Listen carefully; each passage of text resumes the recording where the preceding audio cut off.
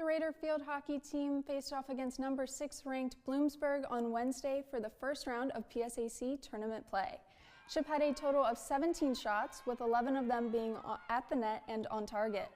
Junior forward McKenna Boyle posted the only 2 goals of the match, coming in at the 32nd and 59th minute marks of the match, which ended up being the game-winning goal for the Raiders.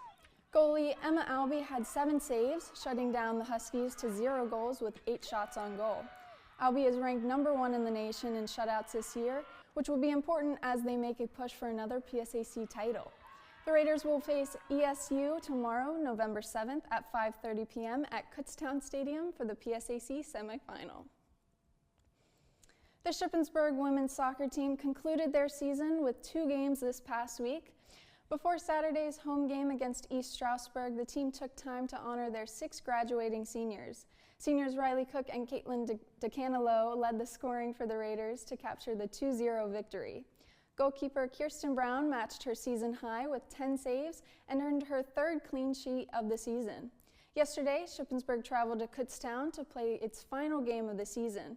Kaylin Spellman gave the Raiders a 1-0 lead at the end of the first half off a corner from DeCanelo.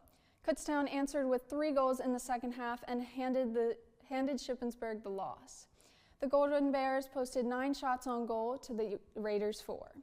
Shippensburg finishes the season with a 4-9-3 overall record and a 2-9-3 record in the PSAC East. Shippensburg volleyball played back-to-back matches last weekend, sweeping their opponents in both. On Friday, the Raiders faced off against Westchester and started off with a dominating 25-12 first set. The Raiders continued that success for the next 2 sets and quickly took the victory in 3.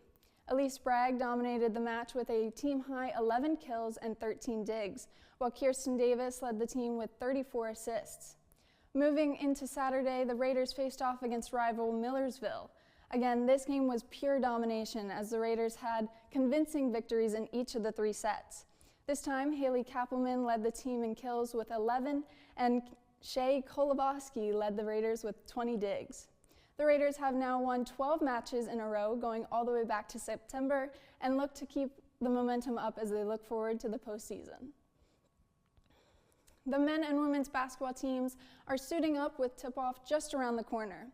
The men's team traveled to State College on Sunday for an exhibition game against Penn State at the Bryce Jordan Center. The Raiders lost the exhibition match, but showed some great effort as they outscored the Nittany Lions in the second half. Switching over to the women's side, the women's team was voted 7th in the 2025-26 PSAC Eastern Division preseason coaches poll. The women's team will begin their home season on the 14th against Fayetteville State, and the men will take on Frostburg State the day after, both at Higas Fieldhouse.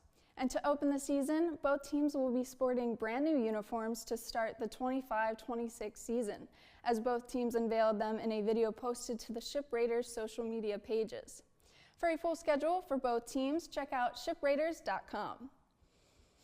The World Series came to an exciting end this past Saturday with the Dodgers taking home the trophy.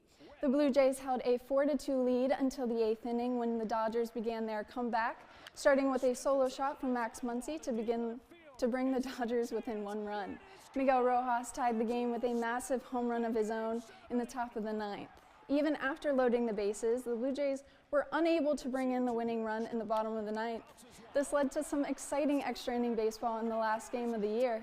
After both sides struggled to score in the 10th, Will Smith gave the Dodgers a 5-4 lead in the top of the 11th with a huge home run. World Series MVP Yoshinobu Yamamoto was lights out for the Dodgers, going 2 1/3 innings to finish the game. With the Dodgers going back-to-back, the 2025 MLB season officially comes to a close. That's all for sports this week. I'm Samantha O'Connor. Now back to Lex and Walker at the desk.